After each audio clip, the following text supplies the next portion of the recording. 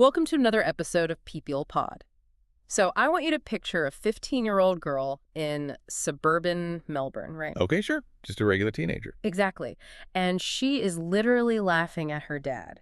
He's just suggested that she go and audition for a South Korean record label that happens to be holding tryouts nearby. Which, I mean, if you're a kid in Australia, that sounds insane. Right. To her, the idea of an ordinary kid from down under becoming a global pop star sounded like a literal joke. Oh, absolutely. I mean, the cultural and geographical distance from a quiet life in Melbourne to the highly engineered, epicenter of the pop machine in Seoul, it is difficult to overstate. It's a completely different universe. It really is. Yet, if you fast forward a dozen years, that same girl is setting Billboard records. She's winning MTV and Brit Awards. Yeah, and not just that. Right. She's securing 3 Grammy nominations in the major general field categories and walking through Buckingham Palace to be honored by King Charles III. It's honestly mind-blowing. It is. So today's deep dive is an exploration of Rosé, born Roseanne Park. She went from a high school dropout in Australia to arguably one of the most influential cultural forces of the 2020s. Yeah, and for you listening,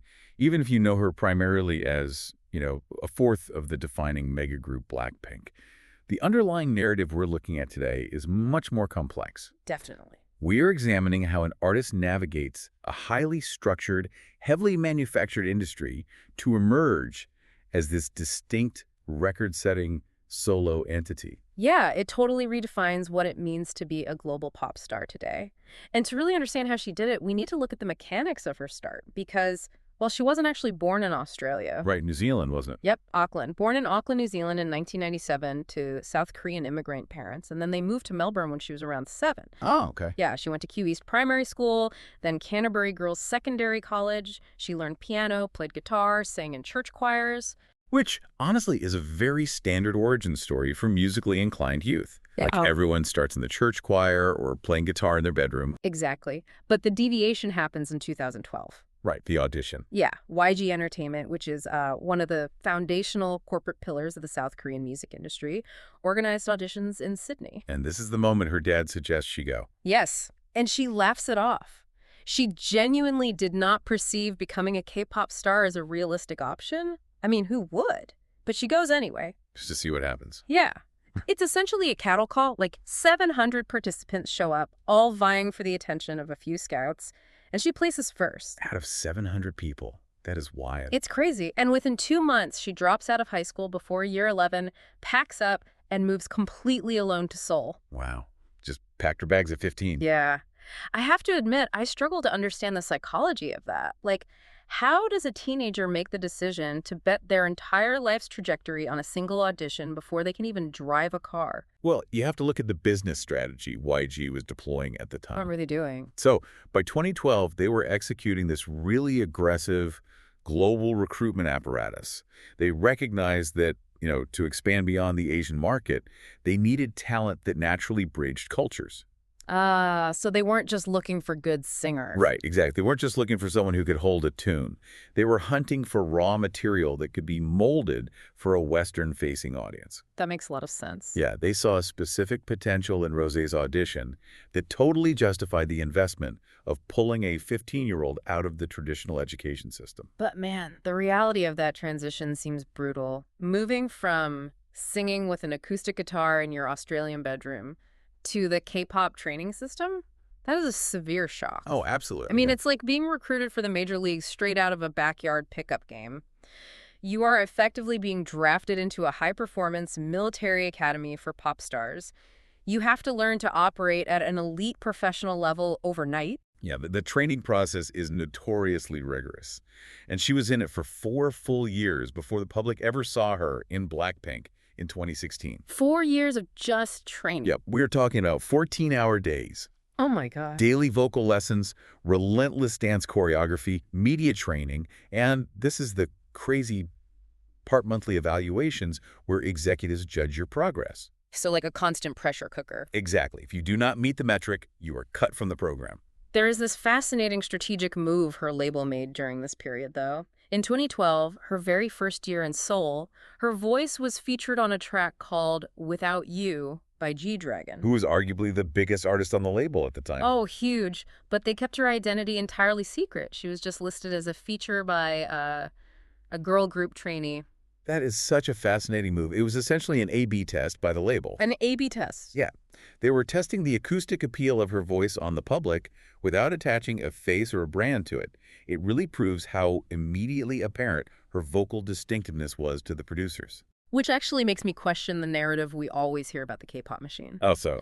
Well, the industry is frequently criticized as this factory that standardizes talent, right? Yeah. To create a unified, easily digestible product. Sure. Yeah. So if the system is designed to smooth out rough edges and create uniformity, how does an individual voice survive that?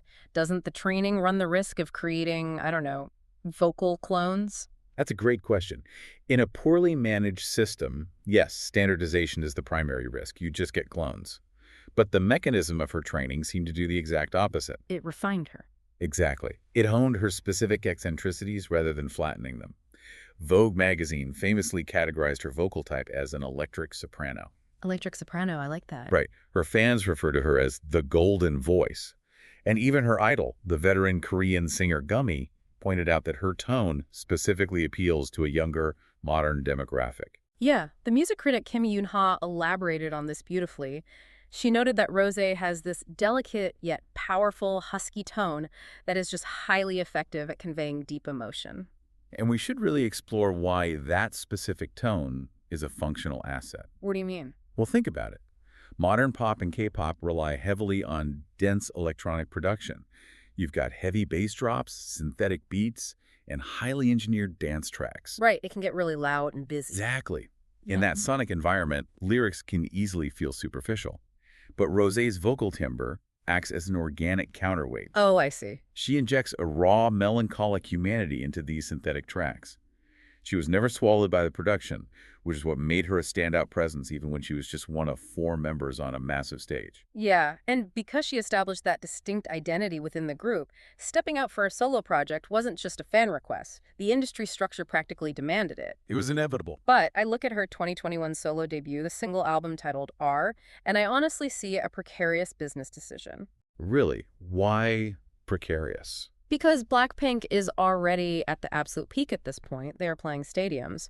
Why risk the comfort and security of the group dynamic? I mean, if I'm playing on a championship sports team, I'm not leaving the field to play an independent game just to see if I can win on my own. That's a fair point. Right.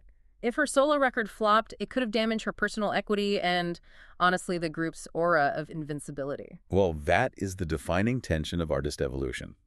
A solo debut in this ecosystem is not just some side quest.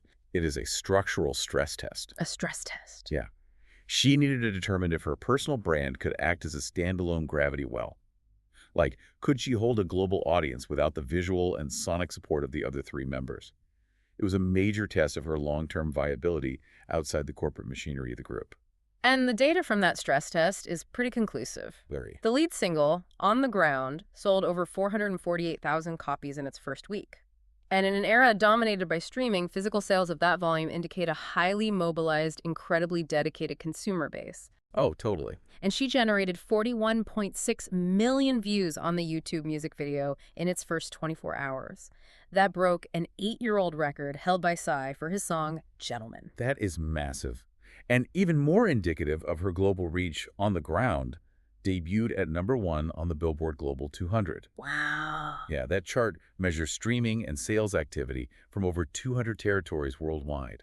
She became the first artist in history to top that specific chart, both as a soloist and as part of a group, which actually secured her multiple Guinness World Records in the process. Guinness World Records, that's insane. Yeah. She also entered the UK singles chart as the first Korean female soloist and hit the US Billboard Hot 100. So she essentially proved the hypothesis, right? She was an independent economic engine. Exactly. And proving that standalone power set the stage for a dramatic structural shift in her career. In late 2023 and into 2024, she renegotiated her entire corporate existence. Which is a really rare maneuver in the Korean entertainment industry. Typically, artists are bound by 7-year contracts, and when those expire, they either renew completely or they leave entirely. But she chose a hybrid model. Yeah, she did.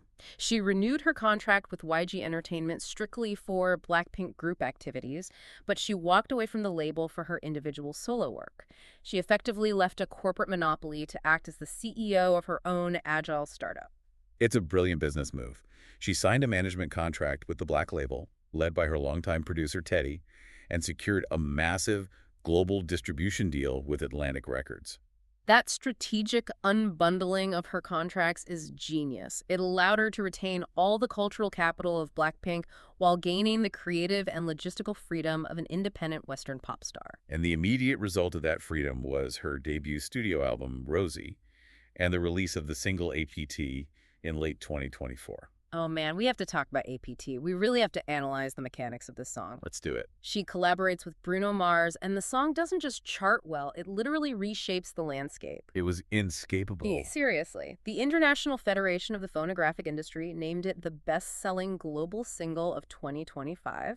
And that IFPI metric is critical because it is an aggregate of worldwide physical sales, digital downloads, and audio and video streams. It's the whole package. Yeah, it is the most comprehensive measure of global music consumption.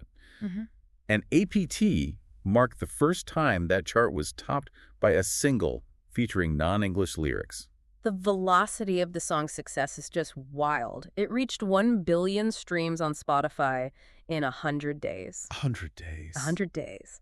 She became the first K-pop act to win Song of the Year at the MTV Video Music Awards, won International Song of the Year at the Brit Awards, and then reached the absolute summit, 3 Grammy Award nominations. That is just historic. Record of the Year, Song of the Year, and Best Pop Duo Group Performance. I really want to emphasize how rare this is.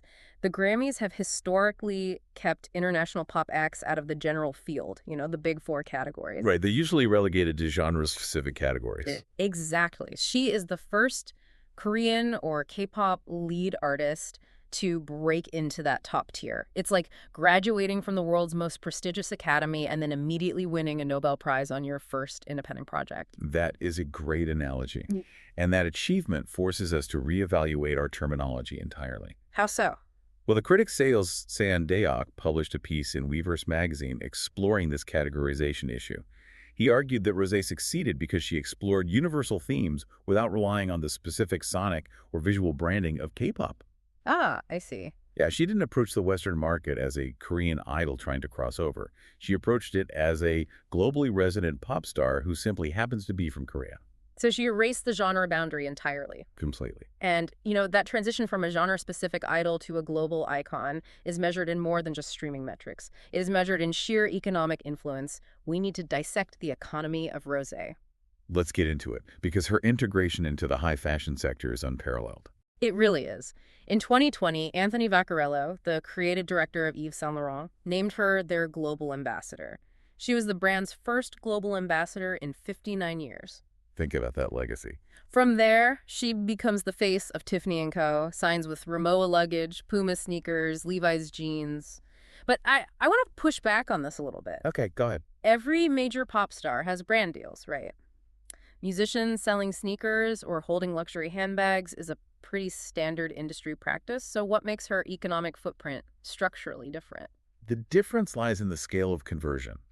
The industry measures this through a metric called estimated media value, or EMV. EMV, okay. Right. EMV calculates what a brand would literally have to spend on traditional advertising to achieve the organic engagement generated by an influencer's post. Got it. By early 2024, industry trackers reported that Rosé generated $550 million in EMV across her endorsements. Meaning she provided $500 million worth of free advertising visibility. Precisely. $500 million. That placed her as the second most impactful celebrity in the world that year, trailing only Kim Kardashian. Wow. And she was the first Asian artist to ever reach that milestone. When she posts a single photograph wearing a Saint Laurent dress, the resulting engagement is equivalent to a $6.6 million ad campaign. That is staggering. Her presence alone functions as a blue-chip asset for these multinational conglomerates. For you listening, this really illustrates how modern global pop stars operate as autonomous economies. They're literal diplomats of commerce. But there's a fascinating contradiction here, I think. What's that? The higher she climbs in status, the more untouchable she gets, entrenched in high fashion and billionaire-adjacent circles, the more publicly vulnerable she becomes about her mental health. Yeah, and that vulnerability is not just a personal trait, it is the anchor that sustains her entire economic engine. How do you mean? Well, take November 2023. During the Asia-Pacific Economic Cooperation Summit, she participated in a mental health awareness event hosted by United States First Lady Jill Biden. Right, I remember seeing clips of that. She didn't deliver some sterilized, PR-approved statement.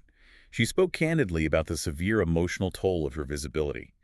She detailed the psychological weight of maintaining a public persona and advocated for treating mental health with the exact same urgency as physical health. And Jill Biden actually publicly commended her for utilizing her global platform to address those hidden struggles. Exactly. And her diplomatic footprint expands way beyond that. Around the same time, King Charles III appointed her a member of the Order of the British Empire for her advocacy work regarding the UN Climate Change Conference. The MBE. Yeah. And what makes this detail really intriguing is the mechanism of the award. Because she's from New Zealand. Bingo. While her bandmates received honorary MBEs, Rosé's dual citizenship with New Zealand, which is a Commonwealth realm, meant her MBE was a substantive award. That is so cool. So she is seamlessly navigating the Met Gala, the APEC Summit, and Buckingham Palace. But let's connect the vulnerability back to the business side. How does her openness about her struggles actually protect her brand? It prevents brand fatigue. Okay. Think about it. If she presented herself solely as this untouchable, flawless product of a corporate training system, the public would eventually disengage. Perfection is not relatable. It's boring eventually. Right. Her willingness to share her anxieties with her 84+ million followers is what grounds her astronomical fame. It makes her cultural influence meaningful rather than purely transactional. That makes total sense. The vulnerability creates loyalty. And loyalty is what sustains a $500 million media value over a decade. The honesty is the infrastructure. I love that. And it really brings us back to the tension we opened with today. That 15-year-old girl sitting in her room in Melbourne, laughing at the sheer absurdity of auditioning for a Korean label. She took an unimaginable leap of faith. She did. She left her home, survived a grueling developmental system, and ultimately honed a voice that completely rewired the global music industry. She proved that it is entirely possible to emerge from a highly controlled idol system, orchestrate a complex corporate exit, release the biggest song in the world alongside an American peer, and dominate the Western awards circuit, all while maintaining her distinct personal identity. It's a masterclass. Yeah. And it leaves us with a really compelling question for the future of the industry. As artists like Rosé dismantle these historical barriers and prove they can operate as standalone global economies, what happens when the label K-pop becomes too restrictive for the talent it produces? It's a huge question.